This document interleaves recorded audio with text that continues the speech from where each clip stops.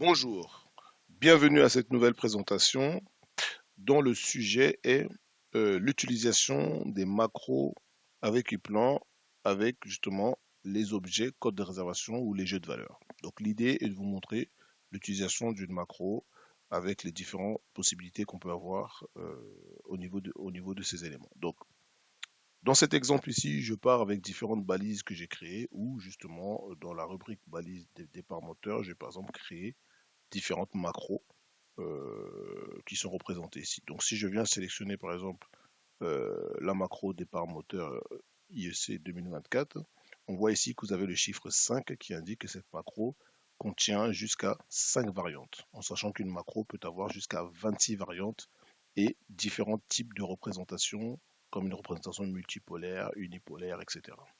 Donc si je viens sélectionner cette macro, celle-ci se retrouve accrochée à mon curseur.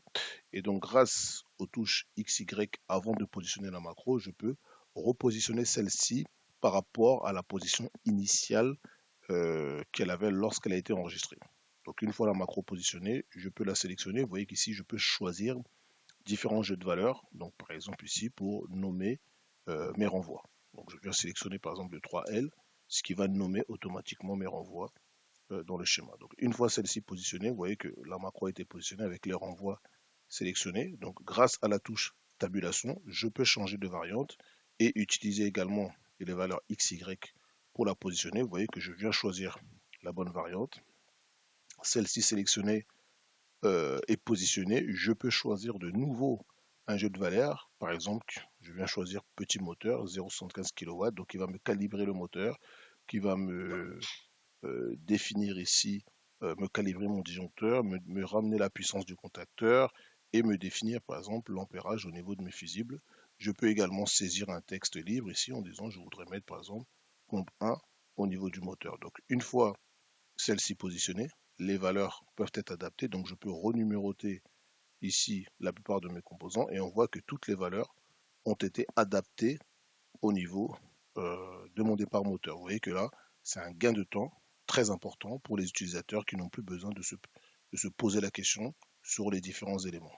Donc avec la touche tabulation, je peux choisir différentes variantes. Par exemple, ici, je veux choisir un départ moteur de sens de rotation. Vous voyez qu'ici, je viens sélectionner la variante qui me va bien.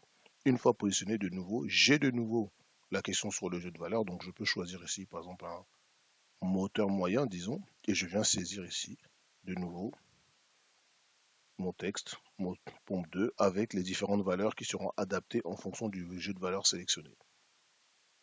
Ensuite, je peux poursuivre ici avec une nouvelle variante. Vous voyez, je viens choisir la variante qui m'intéresse, par exemple celle-ci. Donc je vais choisir la variante que je voudrais représenter ici. Même principe, je retrouve ici mes jeux de valeurs. Je viens choisir ici le bon jeu de valeurs. Je vais mettre ici, par exemple, pompe 3. Et les valeurs sont toujours adaptées en fonction du dernier jeu de valeurs que je viens de sélectionner.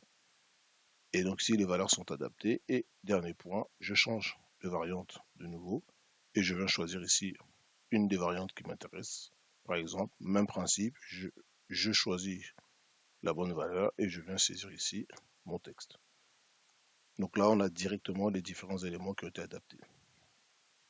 Une fois sélectionné, vous voyez qu'ici, mon schéma a été réalisé avec les différentes valeurs. Donc en fonction de la puissance du moteur, vous voyez que la section du câble a été adaptée, la puissance au niveau du contacteur a été adaptée et le calibre de mon disjoncteur a été adapté ainsi que le calibre de mon fusible. Donc vous voyez que grâce à cette fonctionnalité de variante et de jeu de valeur, ça permet à un utilisateur déjà de choisir dans un premier temps la bonne représentation d'une macro et en même temps de venir adapter les données techniques, les valeurs techniques, donc qui est vraiment un gain de temps lorsqu'on va utiliser cet outil. Donc la puissance des macros et plans vous permet d'aller assez loin au niveau de l'adaptation des jeux de valeurs au niveau de vos différents composants, en sachant qu'une macro peut avoir jusqu'à 26 variantes, donc ce qui ramène un fichier est égal à 26 représentations possibles.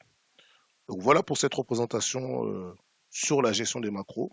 Donc je vous remercie d'avoir suivi cette présentation et je vous donne rendez-vous à bientôt pour une nouvelle présentation. Merci et au revoir.